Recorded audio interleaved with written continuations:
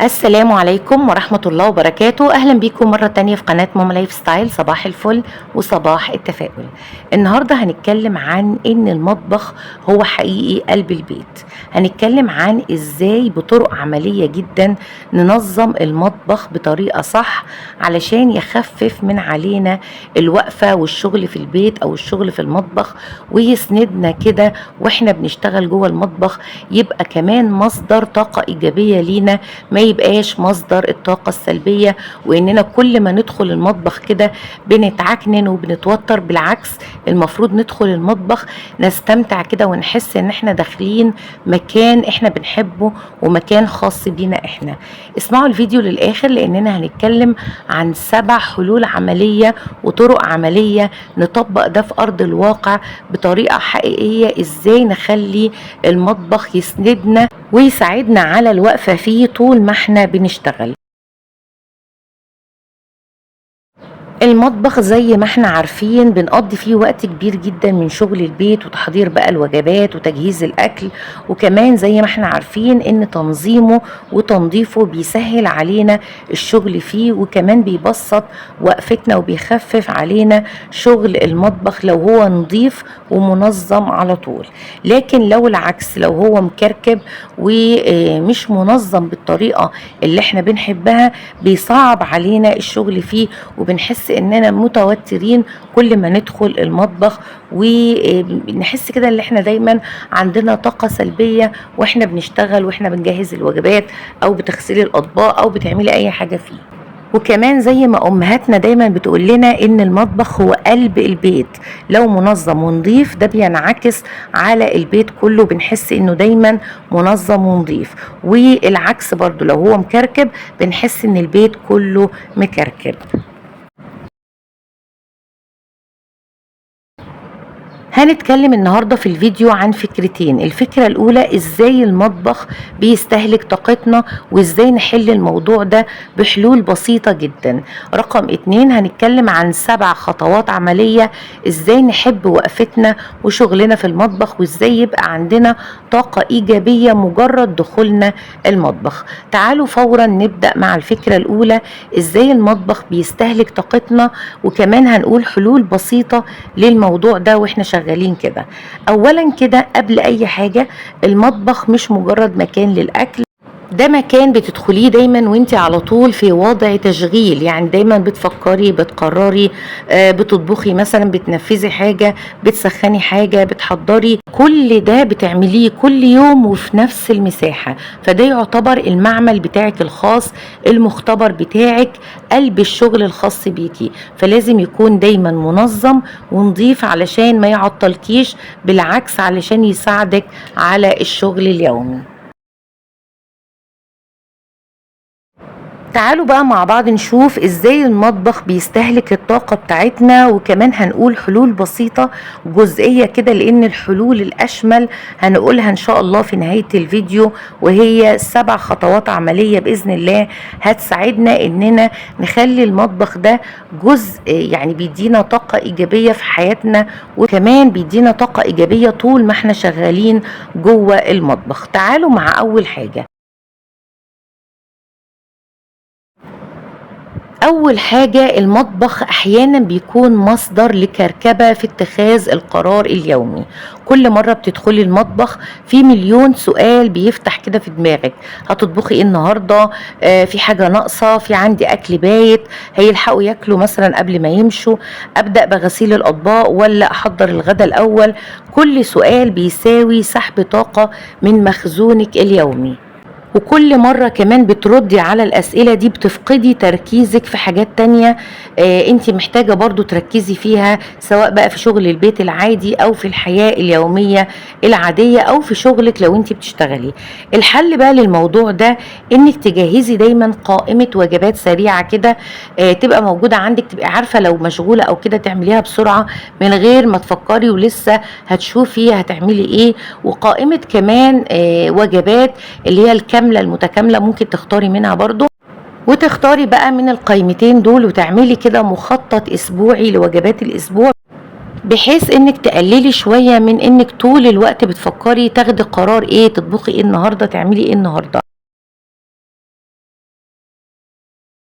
كمان تعملي قائمة مشتريات بالحاجات اللي انت محتاجاها كل اسبوع، بلاش تفكري يوم بيوم هتشتري ايه، لان ده طبعا بيكركب دماغك وبيعطلك.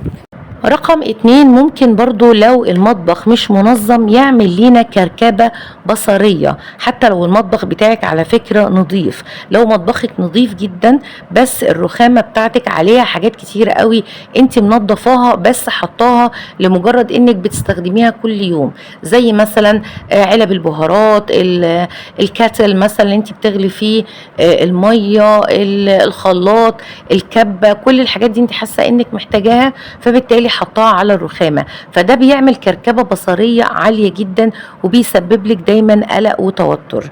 ده على فكرة بيعمل حاجة اسمها الضغط البصري، عينك دايما بتدور على حاجات وبتحسي دايما بالتوتر والقلق، العقل دايما بيبقى مشغول حاسس كده ان في كركبة خارجية وداخلية كمان. حل الموضوع ده اننا نرتب الرخامة بحيث انها تكون فيها مساحة كبيرة فاضية وجزء بس صغير لو انت مضطرة تحطي حاجة مهمة مثلا زي الكاتل او مثلا ركن القهوة، بس حاجة بسيطة في الجنب كده في زاوية بعيد، بحيث ان معظم الرخامة تكون فاضية، لان ده بيسبب بجد كركبة كتيرة قوي لو هي متكركبة، وفي نفس الوقت لو هي فاضية بتحسي براحة نفسية كده وطاقة إيجابية. رقم 3 بقى، ممكن المطبخ كمان يسبب لينا فوضى صوتية، صوت بقى الأطباق وهي بتتغسل، صوت الخلاط، الكبة، صوت الأولاد بقى داخلين خارجين، أصواتك الداخلية، هتغسلي إيه النهاردة، هتعملي إيه، فين الكيس، فين المصفى، كل ده بيعمل كركبة في دماغك. الحل بقى انك وقت التنظيف وغسيل الاطباق شغلي قرآن، قولي الاذكار بتاعتك، ده على فكرة بيهدي توترك وبيهدي كده وقفتك في المطبخ، وتحسي انك مرتاحة اكتر وانت سامعة القرآن الكريم، او ممكن كمان تكوني بتسمعي كتاب صوتي او بتسمعي حاجة عايزة تتعلميها، الحاجات دي بتهدي روحك شوية وبتحسي انك حابة الوقفة وانت في المطبخ وبتشتغلي. كمان على فكرة شغلنا في حاجة يدوية زي مثلا وانت بتقطعي الخضار او بتنضفي الفاكهة وتركيزك فيها وفي تفاصيلها، ده بيهدي الأصوات اللي جواكي وبيقلل الدوشة اللي موجودة في دماغك من الأفكار الكتير. رقم 4 بقى، كركبة الأفكار جوه دماغك، الكركبة اللي محدش شايفها بس كلها جوه دماغك وبتلخبطك، زي مثلا المواعيد بتاعت النهاردة، تاريخ الصلاحية بتاعت الحاجات اللي موجودة عندك، نواقص عندك في المطبخ، مين هياكل مثلا ومين مش هيلحق ياكل فلازم ياخد حاجة معاه وهو ماشي، الميزانية، هتطبخي اللي مثلا اللي انت جايباه النهاردة ده هتطبخيه امتى، هتعمليه النهاردة ولا بكرة، كل الحمل ده مش بيتشاف بس بيتراكم وبيخلي اي دخول للمطبخ عبء نفسي كبير جدا عليكي حتى قبل ما تبدأي اي حاجة فعلا. الحل بقى انك تستخدمي لوحة بسيطة كده، سبورة بيضة وقلم سبورة او لوحة سودة كده وتحطي عليها ستيكي نوتس، اكتبي عليها الافكار اللي زحمة دماغك، المشتريات، الحاجات اللي ناقصة مثلا، الحاجات اللي انت عايزة تشتريها في بداية الاسبوع الجاي، ملاحظات معينة، فكرة للغدا، مين هيلحق يتغدى النهاردة ومين مش هيلحق مثلا من الأولاد وعنده ميعاد مهم فهيخرج قبل الغدا، الحاجات دي كلها زحمة دماغك اكتبيها على الورق وحطيها قدامك عشان تبقي مركزة فيها بدل ما انتي زحمة بيها دماغك على الفاضي.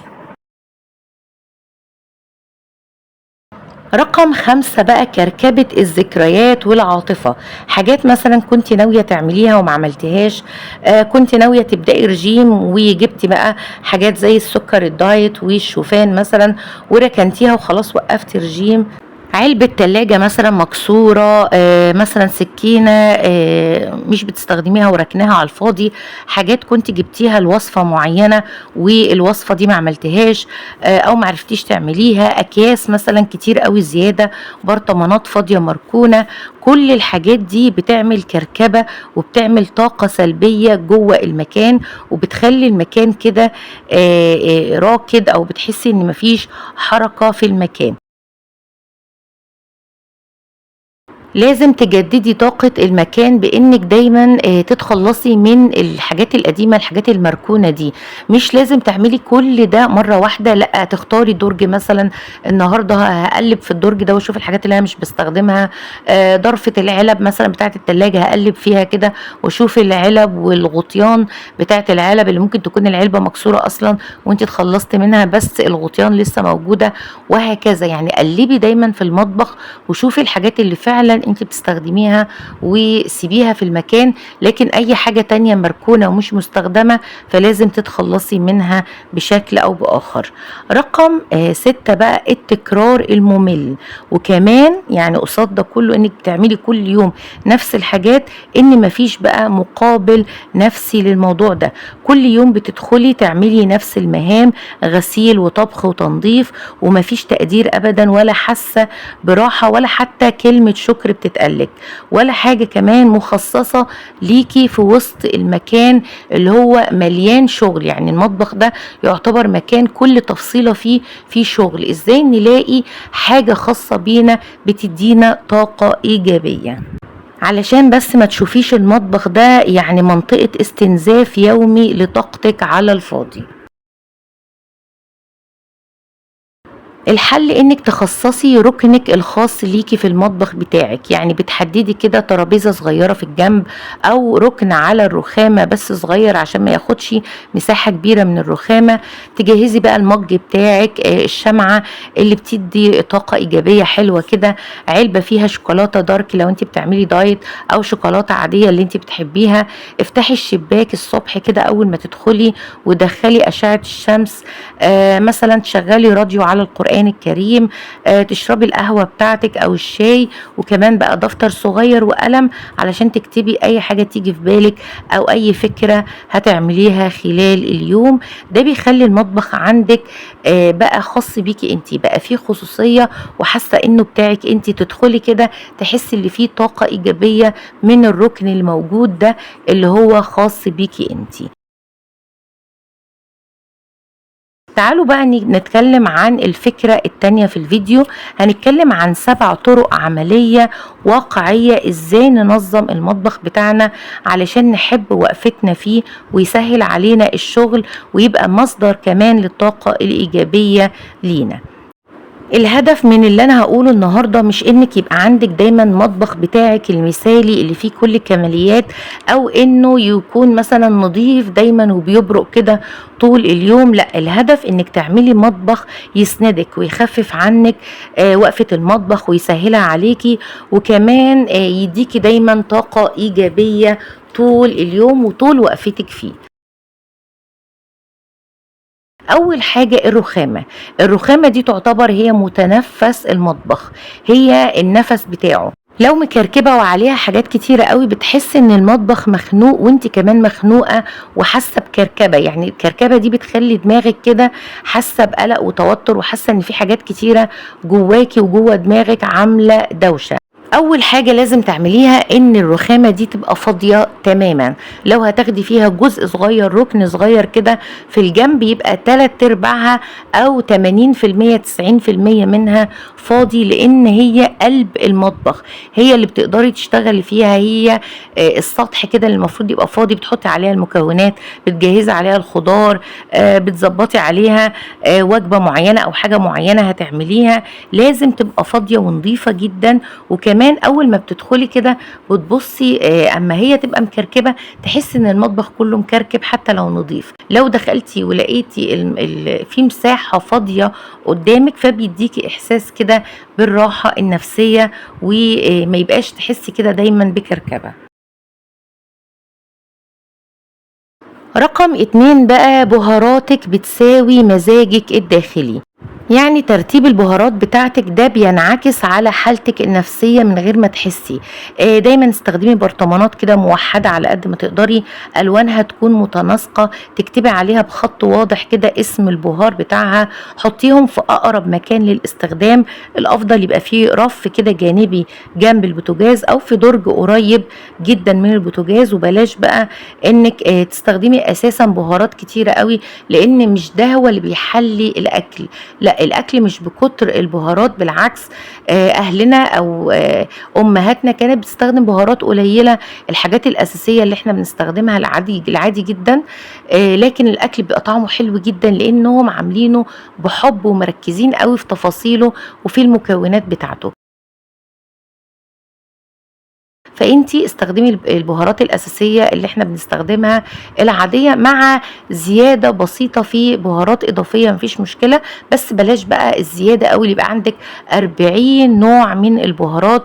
وكل الحاجات دي على فكره بتلخبطك، وممكن تلاقي ان الاكل كله بالنسبه لك طعمه موحد كده وطعمه واحد، لانك بتضيفي بهارات كتيره قوي وكلها شبه بعضها. الافضل انك تعملي البهارات الاساسيه بتاعتنا، وتشكلي ما بين البهارات بحاجات بسيطة جدا وبلمسات بسيطة.